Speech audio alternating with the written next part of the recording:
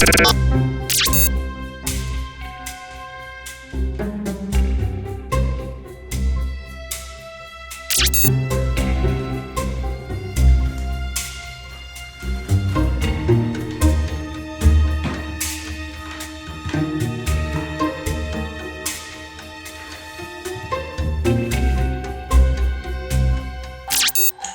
April, you're looking at the $20 Australian bill. Your mission, should you choose to accept it, before starting your own business using this $20 bill.